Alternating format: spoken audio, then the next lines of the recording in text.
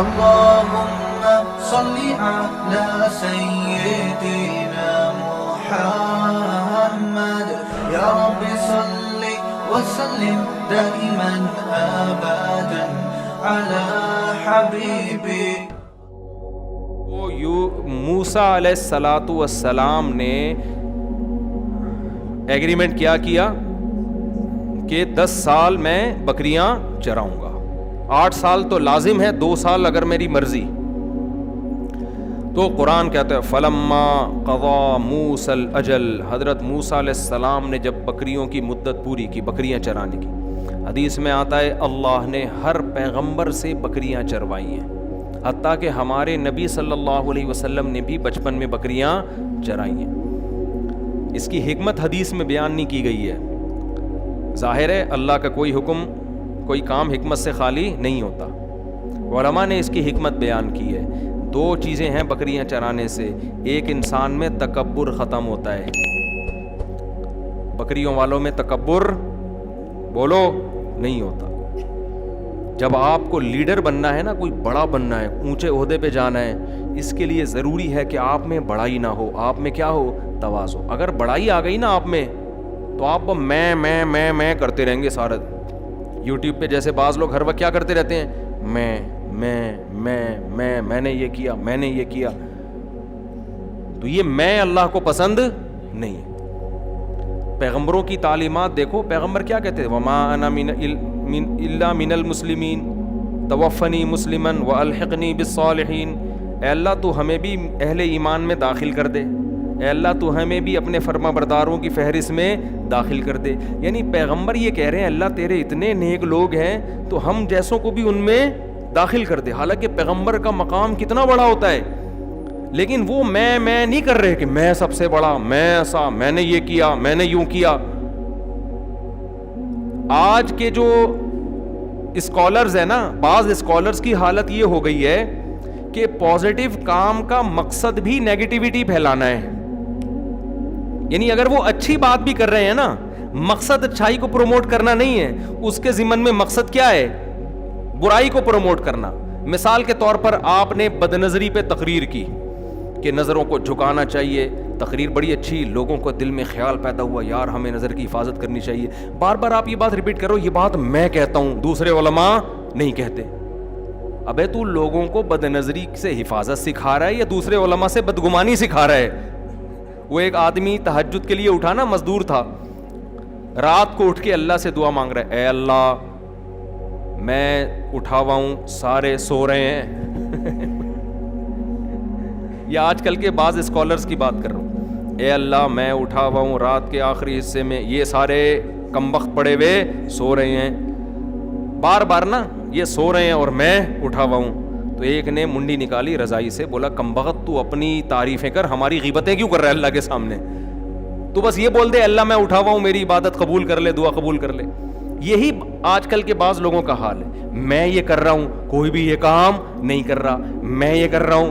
اس کا مطلب آپ کو اس سے زیادہ وہ نہیں ہے کہ میں اچھائی کو پروموٹ, اصل میں آپ یہ چاہ رہے ہو کہ دوسروں کی برائی کرنا, لیبل اچھائی کا لگایا جا رہا ہے. تو پیغمبروں کی سیرت اٹھا کے دیکھیں, تواضع تواضع تواضع, ہم کچھ نہیں ہے, اللہ ہمیں بھی اپنے نیک بندوں میں شامل کر لے. حضرت موسیٰ نے ایک جملہ کہہ دیا تھا, اللہ نے پکڑ لیا. صحیح بخاری میں موسیٰ علیہ السلام سے پوچھا سب سے بہتر عالم کون ہے, سب سے بڑا عالم, کہا میں. اللہ نے حضرت خضر علیہ السلام کے پاس بھیج دیا آپ کو. اس پہ تنبیہ کی, حالانکہ بات صحیح تھی, اس وقت روئے زمین پر حضرت موسیٰ سے بڑا عالم کوئی بھی نہیں تھا, لیکن اللہ کو انداز یہ پسند نہیں آیا. تو اس لیے یہ بہت اہم پوائنٹ کی بات ہے. آج کبر پیدا ہو رہا ہے, تو پیغمبروں کو بکریاں چروائی جاتی, ایک بڑی وجہ اس کی کیا تھی, بننا ہے. تو دولت جب آتی ہے, عہدہ جب آتا ہے, تو تکبر آتا ہے, ساتھ میں تکبر آتا ہے. اور تکبر جب آ گیا نا, ہم نے بڑے بڑے علماء سے سنا ہے کہ متکبر ہمیشہ بے وقوف آدمی ہوتا ہے, عقل مند کبھی متکبر نہیں ہوتا. کیوں؟ عقل مند کو پتا ہوتا ہے یار ہماری اوقات 2 ٹکے کی ہے نہیں, ہم کس بات پہ کبر کریں. صحیح ہے نا, اگر میرے پاس اچھی گاڑی ہے, میرے پاس اچھا کپڑا ہے, میرے پاس عہدہ ہے, تو یہ میرا کمال تھوڑی ہے. 2 منٹ لگتے ہیں اللہ چھینے گا اور تو روڈ پہ آ جائے گا. تو عقل مند تو یہ دیکھتا ہے کہ یار یہ میرا کیا کمال ہے. بے وقوف سمجھتا ہے کہ واہ بھائی ہم بہت اچھے ہو گئے. بھائی کپڑوں سے اچھے ہونے کی بات ہوتی تو پھر وہی سابق صدر کی مثال ہمارے سامنے آ جاتی ہے. خیر وہ بار بار آتی ہے ایسی مثالیں. مثال کوئی اس سے خاندانی ملتی نہیں نا ہمیں مارکیٹ میں. تو موسیٰ علیہ الصلوۃ والسلام نے, ہاں ایک حکمت کیا ہے, تواضع. دوسری بکریاں چرانے میں حکمت ہے برداشت, قوت برداشت.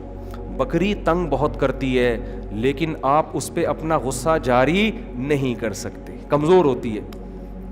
بیل تنگ کرے اٹھا کے ڈنڈوں سے کوٹ دو اس کو, مار کھا لے گا.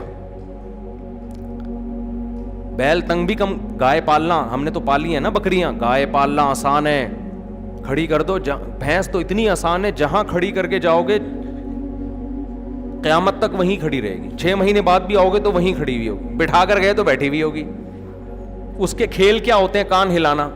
وہ میں سناتا ہوں نا, بھینس کا بچہ گائے کے بچے کے پاس آیا تو کہ چلو کھیلتے ہیں. تو گائے کے بچے نے کہا دوڑ لگاتے ہیں. بھینس کے بچے نے کہا بھائی پاگل ہو رہا ہے کیا, دوڑے گا کون.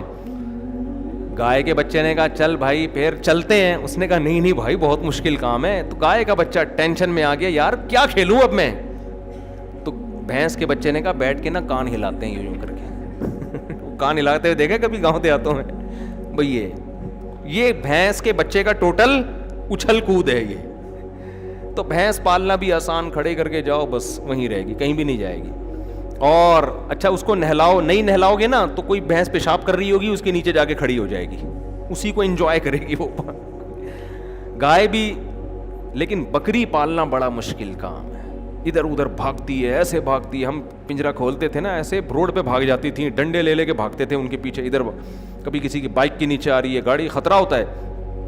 اور آپ بکری پہ غصہ جاری نہیں کر سکتے, 2-3 کھینچ کے لگاؤ گے مر جائے گی بھائی.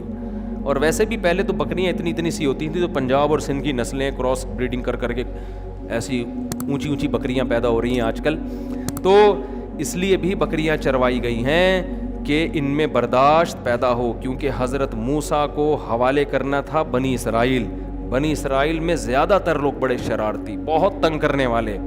تو اگر لیڈر جذباتی ہوگا نا, ذرا سی کوئی بات ہوئی اور لیڈر نے اٹھا کے پوری قوم کو جناب لتاڑ دیا, اور تحمل ہی نہیں ہے. کسی نے آ کے آپ کے کان بھرے, آپ ایک دم ایکسائٹڈ ہو گئے. ایسا ہوتا ہے. بچوں نے باپ کے سامنے آ کے دوسرے بھائی کی برائی کی, باپ ایک دم طیش میں آ گیا. تو یہ ایک دم طیش میں آنے والا کام ٹھیک نہیں ہوتا. تحمل سے سنو, تحقیق کرو ایسا ہے بھی کہ نہیں ہے. تو 2 وجہ سے. خیر حضرت موسیٰ علیہ السلام نے بکریاں چرائیں. فلما قضا موسیٰ الاجل, جب مدت کمپلیٹ کی, وسارا بأہلہ, اور اپنے گھر والوں کو لے کر مصر کی طرف چلے. آنس بن جانب طور نارا, سردیوں کا مہینہ تھا اور مصر میں سردی بھی بڑی کڑاکے دار پڑتی ہے, ٹھنڈا کنٹری ہے, سردیوں میں نا بہت ٹھنڈ ہوتی ہے. تو جانب طور, طور پہاڑ آج بھی موجود ہے, یہودی بہت جاتے ہیں. تو راستے میں طور پہاڑ تھا, اس کے قریب موسیٰ علیہ الصلوۃ والسلام راستہ بھول گئے. یہ بھی اللہ کی حکمت, راستہ بھول گئے. اب شدید سردی بھی ہے اور راستہ بھی بھول گئے. ایسے موقع پہ مسافر کسی آبادی کو تلاش کرتا ہے. کہیں آبادی نظر آئے تو ہم ان سے کھانے پینے کا بھی پوچھیں اور راستہ بھی ان سے معلوم کریں کہ بھئی قافلے جو جاتے ہیں وہ کس راستے سے جاتے ہیں. ایسے موقع پہ یا تو انسان کو پانی کی تلاش ہوتی ہے, اور رات کے وقت میں کہیں روشنی اس زمانے میں نظر آ جاتی تو یہ روشنی اس کی علامت ہوتی کہ یہاں آبادی ہے. پہلے کیا, آج بھی لائٹیں جہاں ہوں گی تو آبادی ہوگی نا.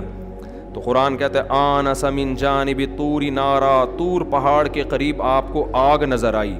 قال لأہلہ, اپنی بیوی سے کہا, زوجہ سے کہا, امکثوا, یہاں ٹھہرو, انی آنست نارا, مجھے یہاں آگ محسوس ہو رہی ہے. لعلی آتیکم منہا بخبر او جذوۃ من النار, یا تو میں کوئی خبر لے کے آ جاؤں گا کہ راستہ کدھر ہے, کچھ نہیں تو آگ تھوڑی سی لے کر آ جاؤں گا وہاں سے. لعلکم تصطلون, اس آگ سے ہم گرمی حاصل کر لیں گے, شدید سردی میں ہمارے لیے گرمی کا ذریعہ بن جائے گی. فلما اتاہا, جب موسیٰ علیہ السلام اس آگ کے قریب پہنچے, نودی من شاطئ الوادی الایمن, کوہ طور کی جو دائیں وادی تھی وہاں سے آواز آئی، فی البقعۃ المبارکۃ من الشجرہ، جو درخت تھا نا اس کے اندر سے، اس کے قریب سے زیتون کا درخت تھا اور مبارک بقعہ تھا، اس میں سے آواز آئی، ان یا موسیٰ، اے موسیٰ، انی انا اللہ رب العالمین، میں اللہ ہوں تمام جہانوں کا پالنے والا۔ اس انداز سے اللہ نے زمین پر پہلی دفعہ کسی سے کلام کیا تھا، اس سے پہلے تمام پیغمبروں پر جبریل وحی لے کر آتے رہے۔ سورہ طٰہٰ میں اس واقعے کو بہت ہی دلچسپ انداز میں بیان کیا گیا۔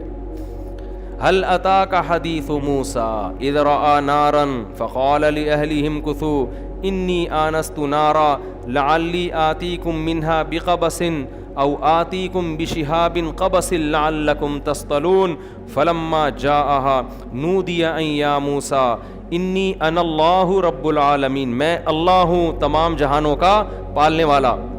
فاخلع نعلیک، آپ اپنے جوتوں کو اتار دیں۔ انکا بالوادی المقدس طویٰ، اس لیے کہ آپ ایک بہت مقدس وادی میں ہیں جس کا نام کیا ہے؟ طویٰ۔ وَأَنَا اخْتَرْتُكَ، اے موسیٰ میں نے تجھے سلیکٹ کر لیا ہے، منتخب کر لیا ہے۔ فَاسْتَمِعْ، غور سے سن، ما یوحا، تیری طرف جو وحی کی جا رہی۔ روئے زمین پر جتنے انسان ہیں نا، ان میں سے اپنا پیغام پہنچانے کے لیے میں نے تجھے اپنا سفیر بنا لیا ہے، سلیکشن ہو گئی ہے تیری، لہذا جو پیغام میں تجھے دوں اسے غور سے سن۔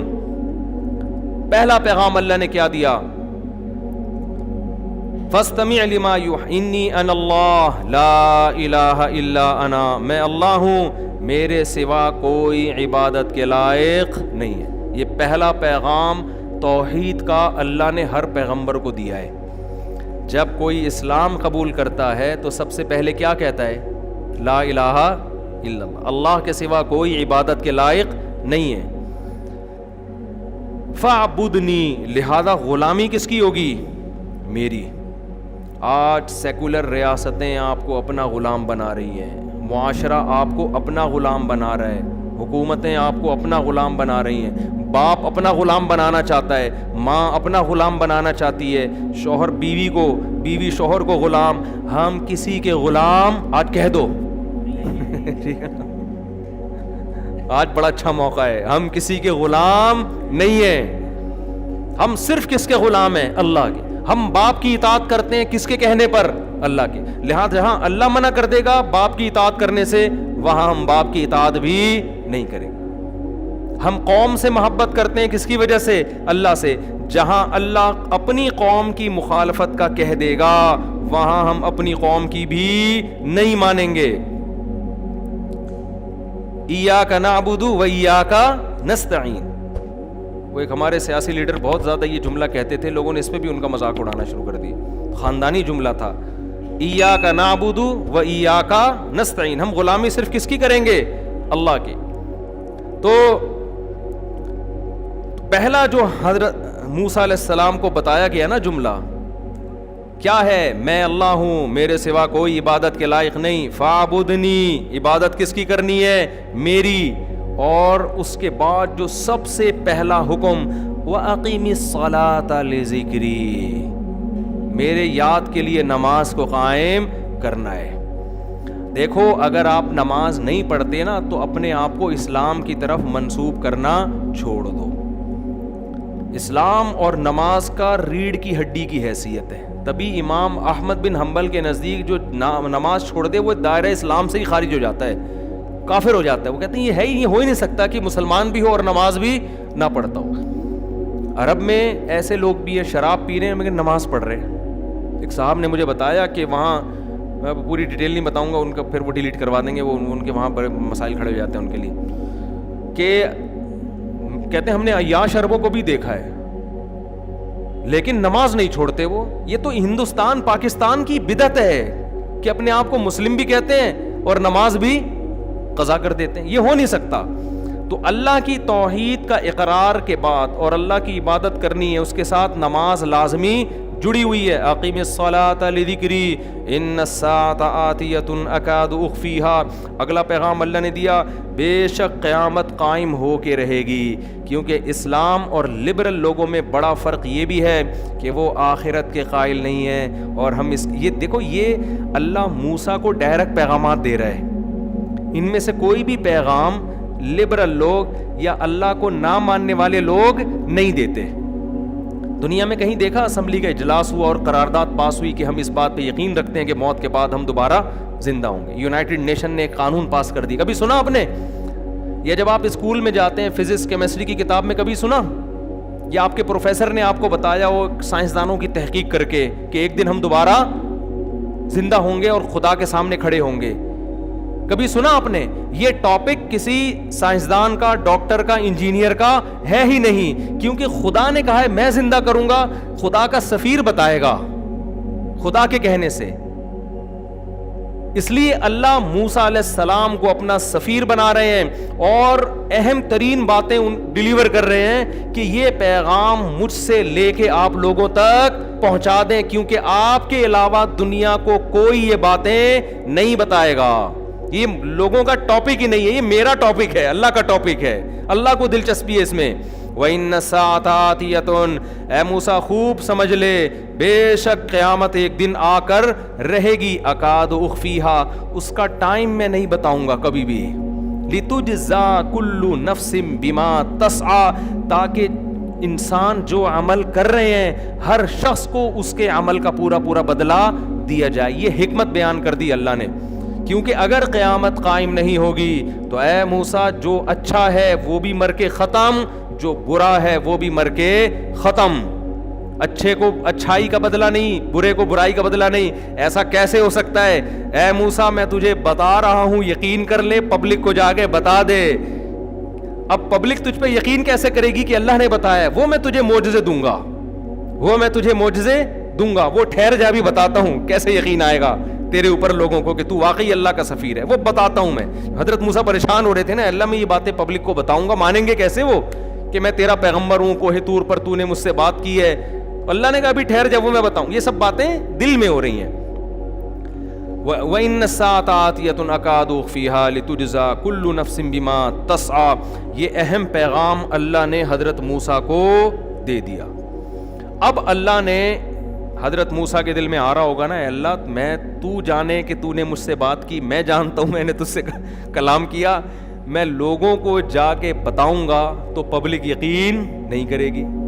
تو اللہ نے پھر کیا موسیٰ علیہ السلام سے فرمایا, وَمَا تِلْكَ بِيَمِينِكَ يَا مُوسَىٰ, اے موسیٰ اور یہ تیرے دائیں ہاتھ میں کیا چیز ہے. دیکھو اللہ کو تو پتہ ہے نا کیا ہے موسیٰ علیہ السلام کے دائیں ہاتھ, یا نہیں پتا اللہ کو؟ تو اللہ کو ضرورت ہے پوچھنے کی ہے بھائی. پہلا سوال یہ ہوتا ہے. دوسرا سوال یہ ہوتا ہے اگر اللہ نے پوچھنا ہی تھا تو اتنا لمبا سینٹنس استعمال کرنے کی کیا ضرورت تھی؟ آپ کے سر پہ ٹوپی ہے, میں اگر پوچھتا ہوں کہ اول تو میں پوچھوں کیوں, مجھے پتہ نہیں ہے کہ ٹوپی ہے, میں پوچھوں گا ہی نہیں. اور اگر پوچھوں گا تو میں کہوں گا واٹ از دس, یہ کیا ہے, یہ پوچھوں گا نا. نہیں آ رہی سمجھ میں تو رہنے دو بھائی, میں یہی پوچھوں گا نا واٹ از دس, یہ کیا ہے. ما ہاذا عربی میں کیا کہتے ہیں؟ ما ہاذا. تو اللہ کو بھی اگر پوچھنا تھا اللہ کہتے ما ہاذا, یہ کیا ہے. اس سے بڑا کلام واو بھی لگا دیا, اینڈ لگا دیا. اور تو جب کنٹینیو بات چل رہی ہوتی ہے پھر بیچ میں لگایا جاتا ہے, تو اللہ نے لگا دیا وما تلکا, واو اور بھی بڑھا دیا. میں کہہ رہا ہوں اور یہ کیا ہے.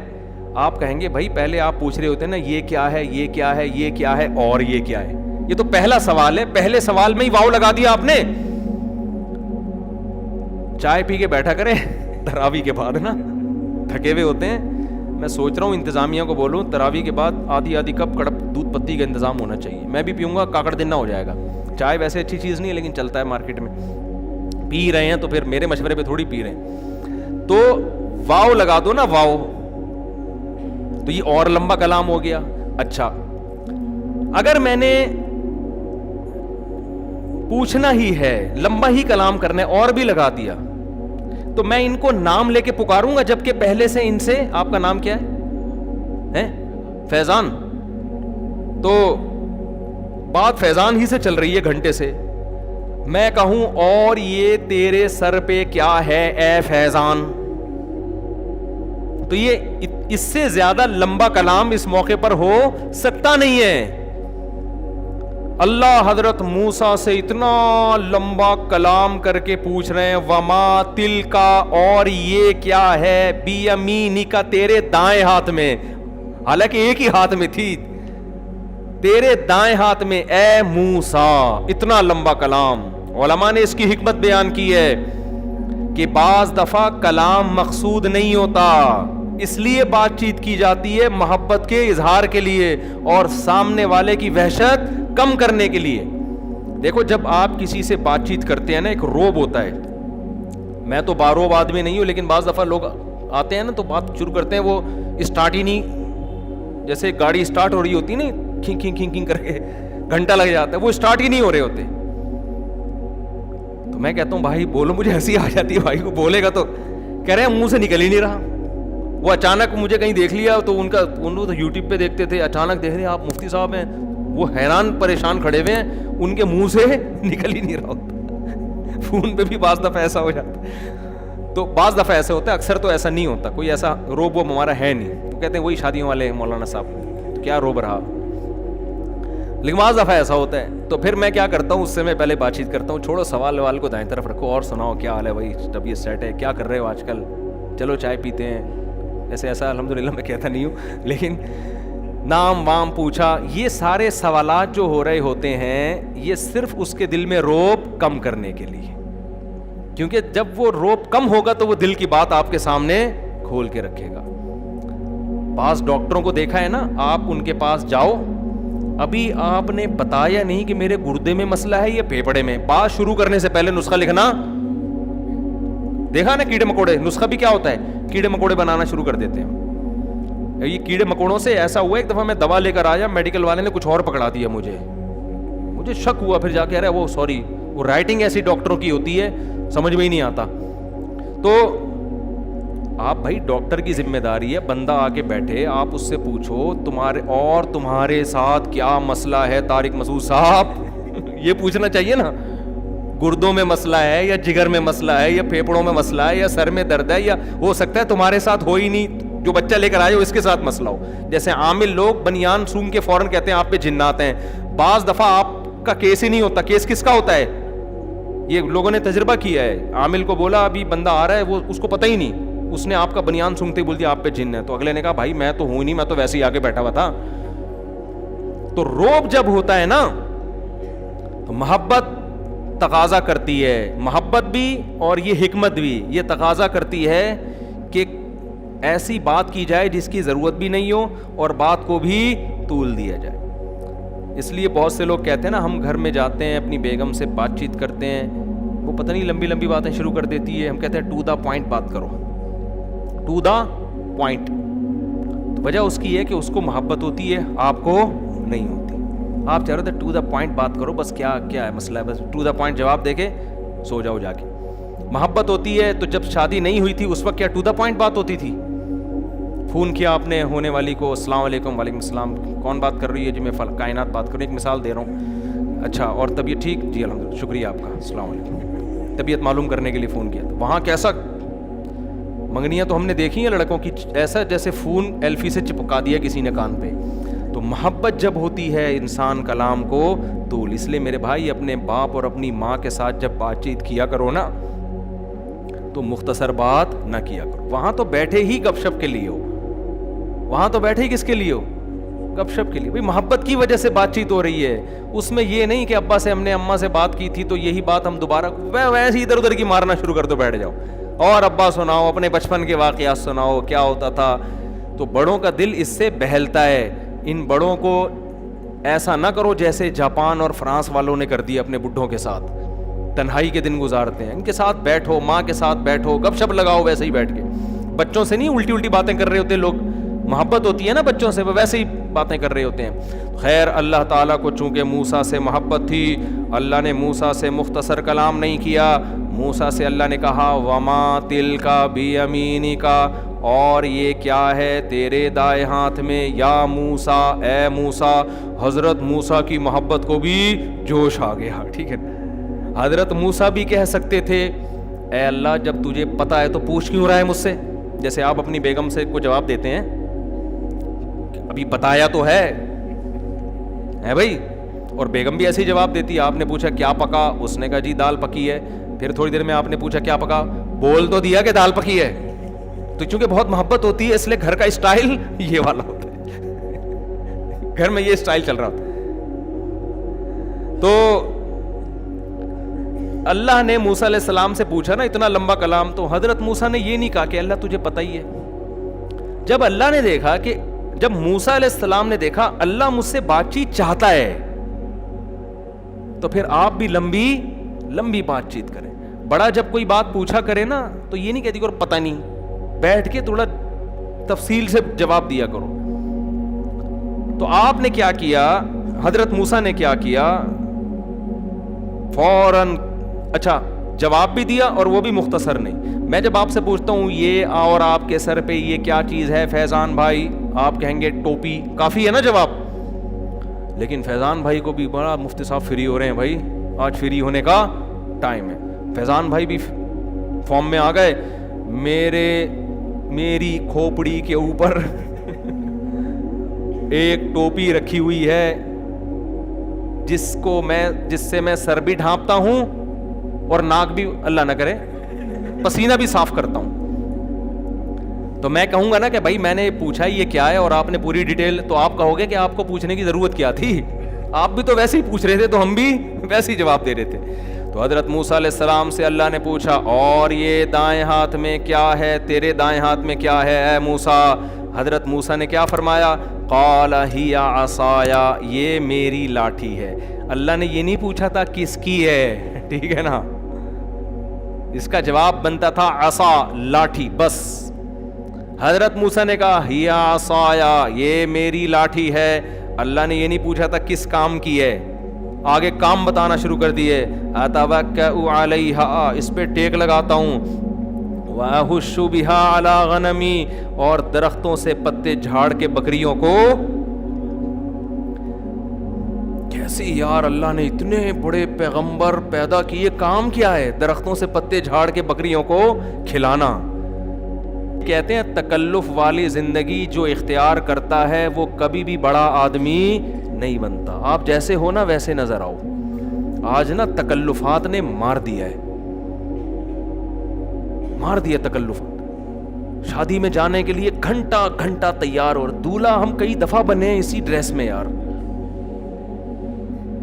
آپ کا پتہ نہیں دولہا بننے سے پہلے ایک گھنٹہ بیوٹی پارلر میں بیٹھے گا، لپائی پتائی ادھر گھسائی ریگ مال سے. چھوڑ یار، تو مرد ہے یار، تو نہا لے جا کے، ڈیٹول سے نہا لے، تیزاب سے نہا لے اگر زیادہ مسئلہ ہے. اتنا ٹائم تم ان چیزوں پہ لگاؤ گے، تم سے دنیا میں اللہ کوئی بڑا کام نہیں لے گا. یہ کام مردوں کے نہیں ہیں. میں نہیں کہہ رہا دولہا بنتے ہوئے تیار نہ ہو، اتنا تیار ہو جائیں، نہائیں دھوئیں، شیمپو سے نہا لیں اس دن. ہم تو کبھی شیمپو سے بھی نہیں نہائے، لیکن چلو آپ شیمپو سے نہا لو. بال ہے نہیں اور نہانے کے لیے ایسے کام ہو رہے ہیں یار، اتنی کون سی چیزیں استعمال ہو رہی. اتنا ٹائم نہیں ہوتا. تکلف والی زندگی، جو تکلف والی زندگی اختیار کرتا ہے خود بھی ٹینشن میں ہوتا ہے اور سامنے والے کو بھی ٹینشن میں. میرے ایک دوست تھے آرمی میں، بڑے اچھے آفیسر، بہت قریبی رشتے دار تھے. وہ کیا کرتے تھے، ان کا جو ملازم ہے نا ان کے لیے جب سیلڈ لے کر آتا 1 گھنٹے تک وہ سیلڈ کی ترتیب دینے میں لگ رہا ہوتا تھا. ادھر نیچے اس نے کیا رکھنا ہے، وہ نیچے جو ہے نا مولی یوں گول دائرے میں کاٹ کے، سیلڈ دیکھے ہوں گے نا آپ نے ہوٹلوں میں، پھر اس مولی کے اوپر گاجر کی ایک رو آئے گی، پھر اس کے اوپر یہ آئے گا، پھر گوبھی کے پتے. گھنٹہ لگ کے پوری ٹرے تیار ہوتی تھی. وہ ذرا دین پر آ گئے، اس نے اپنے ملازم سے کہا ایسے لا کے لے کر آیا، ہم خود ہی تلاش کر لیں گے مولی کدھر رکھی ہوئی ہے. گھنٹہ تو اس میں لگا رہا ہے اور یہ ترتیب 2 منٹ میں کیا ہو جاتی ہے، خراب. مہمانوں کے سامنے رکھو، برباد. تو گھر میں بھی گھر والوں کو اتنی ٹینشن نہ دیا کرو کہ یوں ایسے کاٹ کے. بیگم سے بولو ایسی کھیرا لا کے، ہم نے تو ایسے بھی دیکھا ہے ایسی کھیرا اٹھا کے کھانا شروع کر دیں. خیر کٹوا دیں، بالکل ہی بکریوں والا اسٹائل نہ ہو، لیکن یہ جو گھنٹوں ترتیب اور پہلے یہ والی سیٹنگ، یہ کوئی مشین ایجاد ہو جائے جو یہ خود سے کر دے تو ٹھیک ہے. انسانوں کو ان کاموں میں اتنی ٹینشن نہ دیا کرو. تو تکلف جس کی زندگی میں ہو. تو کیسے یار اتنے بڑے پیغمبر کوہ طور پہ اللہ ہم کلام ہو رہا ہے, اور حضرت موسیٰ کو کیا پتا تھا کہ جو آخری کتاب نازل ہوگی سب سے زیادہ اللہ کس کا تذکرہ کرے گا؟ میرا تذکرہ کرے گا اس میں. اور کام کیا ہے, احش بہا علی غنمی, اے اللہ اپنی لاٹھی سے میں درختوں کے پتے جھاڑ کے کس کو کھلاتا ہوں؟ بکریوں کو کھلاتا ہوں. ولی فیہا معارب اخری, اور بہت سارے کام ہیں, تو اجازت دے تو پوری ڈیٹیل اور تفصیل سے بتاتا ہوں. اور کیا کام ہو سکتے ہیں؟ ٹھکائی لگانا بھی ہو سکتا ہے, ٹھکائی لگانا بھی ہو سکتا ہے نا, کہ کوئی زیادہ مسئلہ کرے تو مکے کے بجائے اب کیا استعمال کرو؟ لاٹھی استعمال کرو. تو اللہ تعالیٰ نے پھر موسیٰ علیہ السلام سے فرمایا القیہا یا موسیٰ, اے موسیٰ اس کو زمین پر ڈال دے. اللہ بتا نہیں رہے ہیں کہ کیا کروں گا میں اس کو, بس تو جو جیسے جیسے میں کہہ رہا ہوں ویسے ویسے کر دے. حضرت موسیٰ نے وہ لاٹھی زمین پہ ڈالی, فَأَلْقَاهَا فَإِذَا هِيَ حَيَّةٌ تَسْعَىٰ, تیز رفتار سانپ بن کے دوڑنے لگی. قرآن کہتا ہے وَلَمْ جَانٌ وَلَّا مُدْبِرًا, جب سانپ بن کے دوڑنے لگی ہے موسیٰ علیہ السلام پیٹ پھیر کے بھاگے, فرار ہوئے وہاں سے. دیکھا اتنا بڑا سانپ بھاگ رہا ہے, حضرت وہ ادھر کو جا رہا ہے, موسیٰ علیہ السلام دوسری سمت میں جا رہے ہیں. وَلَمْ يُعَقِّبْ, قرآن کہہ رہا ہے پیچھے مڑ کے بھی نہیں دیکھا. یا موسیٰ, پھر دوبارہ کوہ طور سے آواز آئی, اے موسیٰ اقبل, واپس پلٹ, واپس بھاگنے کی اجازت نہیں ہے, اقبل واپس پلٹ, ولا تخف, اور خوف نہ کر, یہ سانپ تجھے کاٹے گا نہیں. سنعیدها سیرتها الاولی, تو اس سانپ کو پکڑ لے, ہم اسے دوبارہ اس پرانی حالت پر لے آئیں گے. یہ اللہ نے پہلے پریکٹس اس لیے کروا لی کہ جب موسیٰ علیہ السلام فرعون کے دربار میں جا کے اگر لاٹھی پھینک کے سانپ بناتے تو اس بات کا خطرہ تھا فرعون بعد میں ایسا نہ ہو کہ حضرت موسیٰ ہی وہاں سے کیا ہو جاتے غائب ہے. بھائی فرعون کہتا بھائی یہ تو اپنے معجزے سے, یہی فرق ہے معجزے میں اور جادو میں. جادوگر اپنے جادو سے کبھی نہیں ڈرتا, اس کو پتا ہے میں نے شعبدہ دکھایا یہ. لیکن حضرت موسیٰ کا یہ جادو تھوڑی تھا, یہ تو حقیقت میں لاٹھی سانپ بن رہی تھی, تبھی خوف زدہ ہو رہے ہیں. جادوگر نہیں ڈرتا اپنے جادو سے, اس کو پتا ہے الو بنا رہا ہوں لوگوں کو میں. تو اسی طرح یاد رکھو جو لوگ بے تکلف ہو کے تقریر کرتے ہیں ان میں غلطیاں بھی ہوتی ہیں, اور جو کسی کی تقریروں کو پڑھ کے سنا رہے ہوتے ہیں ان کا اپنا میسج نہیں ہوتا, کسی اور کا میسج نقل کر رہے ہوتے ہیں, ان کی زبان تقریروں میں نہیں لڑکھڑاتی ہے.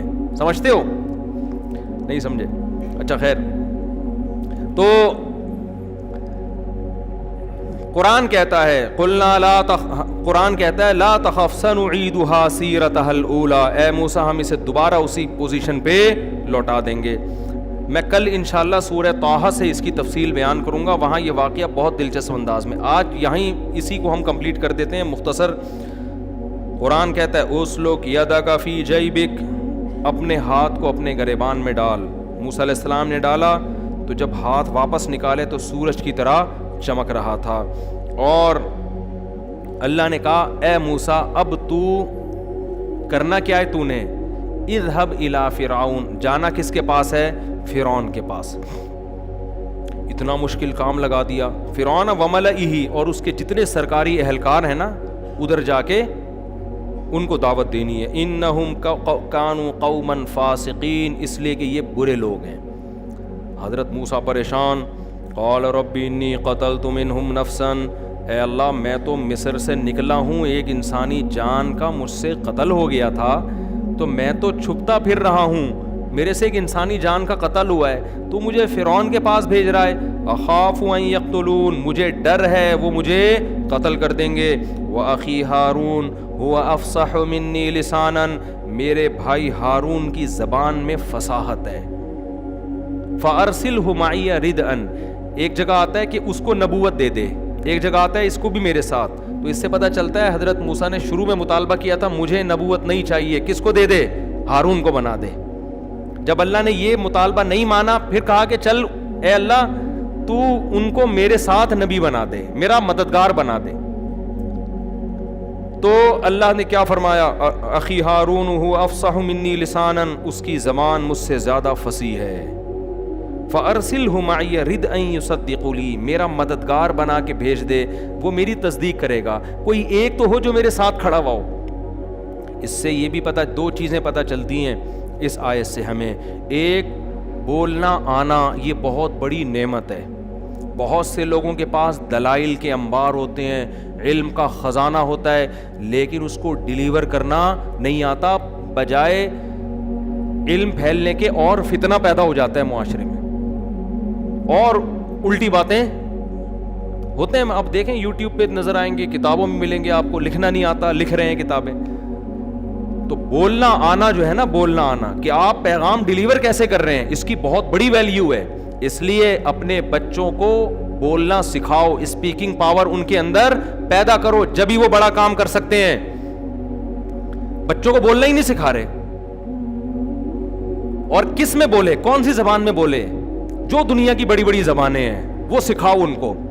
کہ میں, میرا تجزیہ سن لو, میں پورے پاکستان گھوما پھرا ہوں, میں نے من حیث القوم کے پی کے میں جتنے بڑے بڑے علماء ہیں اتنے کہیں بھی نہیں دیکھے. کراچی میں, پنجاب میں ہیں, لیکن تعداد میں کم ہیں بڑے بڑے علماء یہاں بھی, تعداد میں کیا ہیں, کم.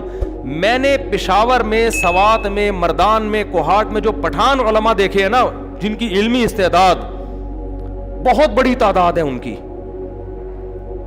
کیونکہ وہ تو بچپن سے دین کا علم حاصل کرتے کرتے فنون علوم میں ایسے آگے نکل جاتے ہیں.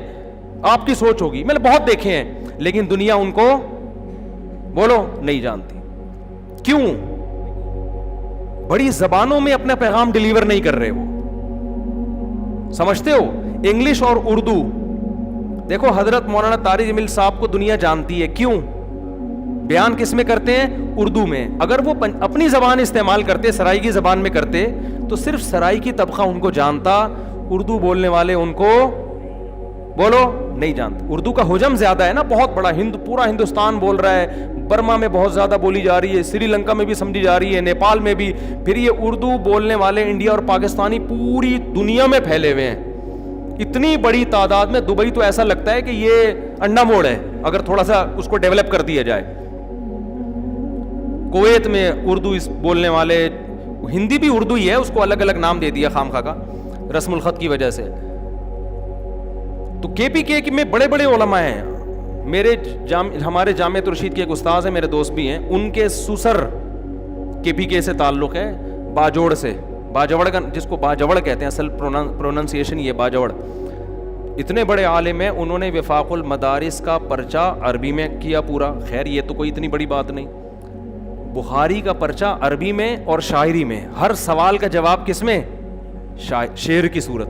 وہیں بیٹھے بیٹھے شعر بنانا شروع کیا.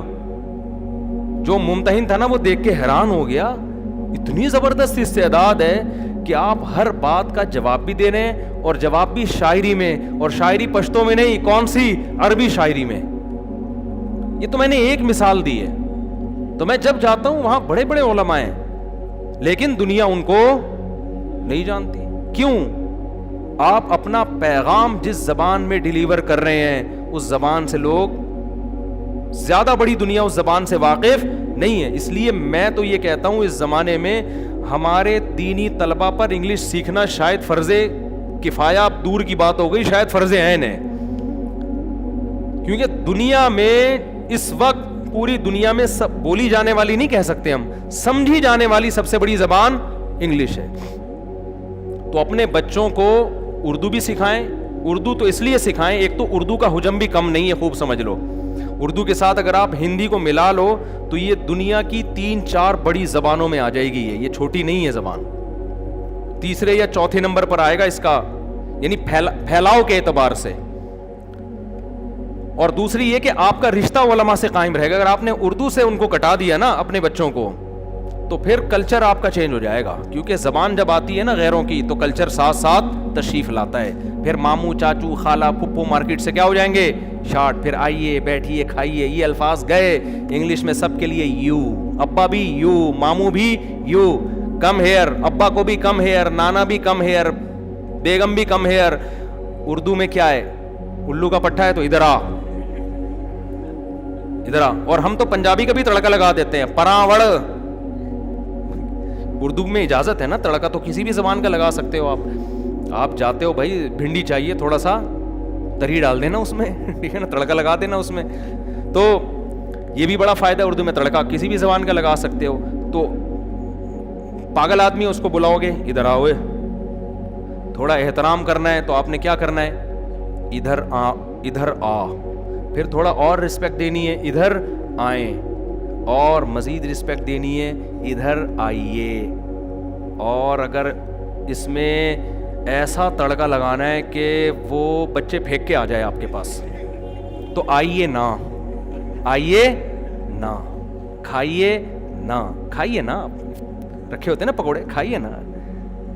تو اردو کی ایک تہذیب ہے, کیونکہ بادشاہوں کے محلات میں بننے والی زبان ہے, یہ لشکری زبان ہے نا, تو بڑے بڑے محلات میں یہ بنی ہے. اکبر بہادر شاہ ظفر کی شاعری میں نے برما میں دیکھی ہے, اس کے مزار پہ جو اس کی اپنی شاعری ہے.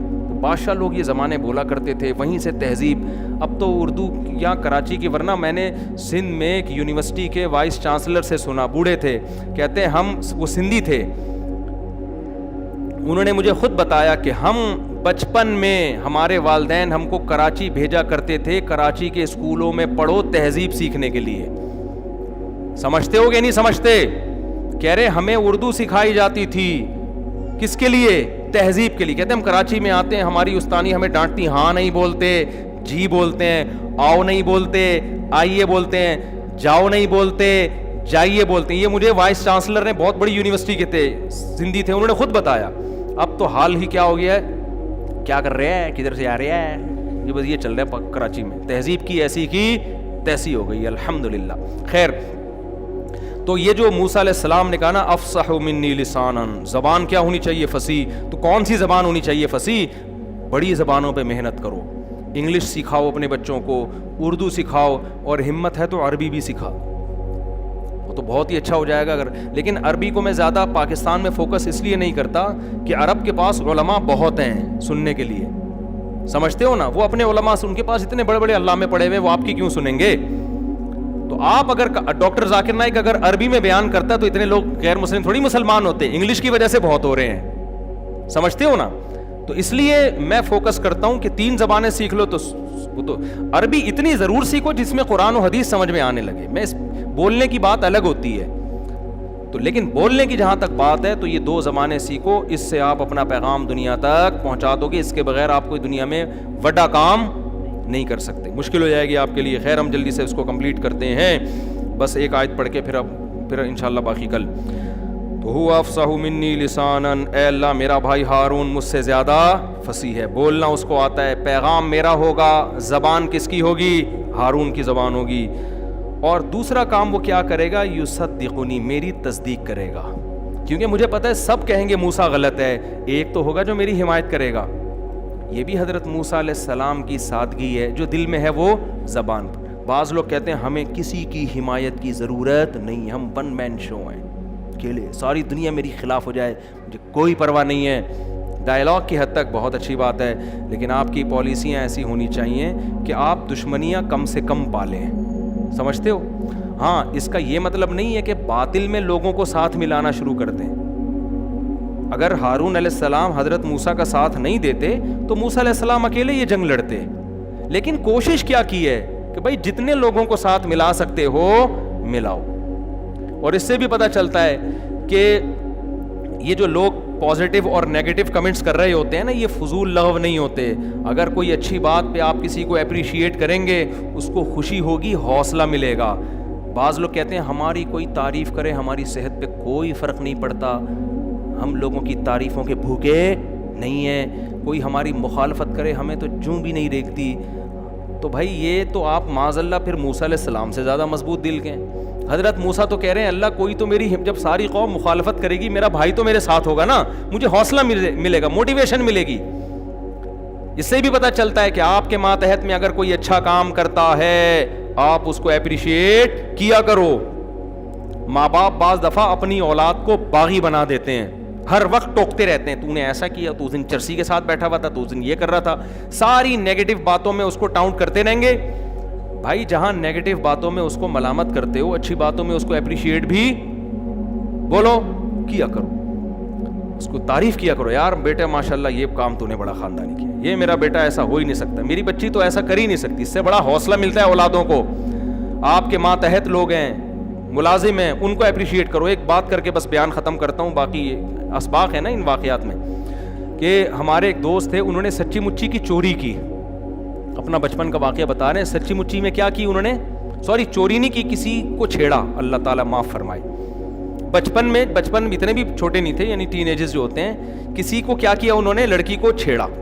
لڑکی کی اماں گھر آ گئیں اس کی اماں سے لڑنے کہ تیرے بیٹے نے میری بچی کو چھیڑا ہے. یہ مجھے خود بڑے ہو کر اپنا واقعہ سنا رہے ہیں کہ بچپن میں میرے ساتھ ایسا ہوا. کہہ رہے میری ماں نے اس کو بولا, اس کی ماں سے بولا, میرا بیٹا دنیا کا ہر جرم کر سکتا ہے, کسی کی بہن بیٹی کو چھیڑ نہیں سکتا. کہہ رہے حالانکہ ہم چھیڑ کے بیٹھے ہوئے تھے. کہہ رہے یار میری ماں نے جب میرے بارے میں یہ تبصرہ کیا نا کہ بھائی سب کچھ ہو سکتا ہے, میرا بیٹا اتنا غیر اخلاقی نہیں ہو سکتا کہ کسی لڑکی کو جا کے چھیڑے. بہن کوئی اور شکایت کرنی ہے, گھنٹی بجا کے بھاگا, صحیح ہے نا, گدی اسٹاپ کھیل رہا تھا, کسی کی گدی پہ لگا دیا اس نے, بنٹے کھیلتا ہوا پکڑا گیا, بیمانٹی کی بنٹوں میں اس نے, ہم بے ایمانی کو بیمانٹی بولتے تھے. تو لیکن کسی لڑکی کو چھیڑ دے, اتنی غیر اخلاقی گھٹیا حرکت, یہ ہمارا بچہ نہیں کر سکتا. وہ کہہ رہے ہم گھننے بنے ہوئے نا ماں کی ہاں میں ہاں ملا رہے ہیں. یار ماں وہاں تو نہیں کہہ سکتے تھے نا, اماں آپ غلط کہہ رہی ہیں, میں نے چھیڑا ہے. لیکن کہہ رہا ہے مجھے ایسا حوصلہ ملا, میں نے کہا یار میری ماں میرے بارے میں یہ سمجھ رہی ہے اور میں کیا کیا حرکتیں کر رہا ہوں. تو اس سے بچوں کو حوصلہ ملتا ہے, بچے اس برائی کی طرف, انسان کا بچہ ہوگا تو نہیں جائے گا. تو تربیت میں نا اعتدال ضروری ہے, نہ بہت سختی کرو اور نہ بہت نرمی کرو, بیلنس کے ساتھ چلو. اللہ تعالیٰ سمجھنے کی عمل کی توفیق عطا فرمائے. مفتی طارق مسعود صاحب کے بیانات سننے کے لیے youtube.com/مفتی طارق مسعود کو سبسکرائب کریں, اور اگر آپ لائیو ویڈیو کو کبھی بھی مس نہیں کرنا چاہتے ہیں تو سبسکرائب کرنے کے بعد بیل آئیکن پہ کلک کرنا مت بھولیں. جزاک اللہ.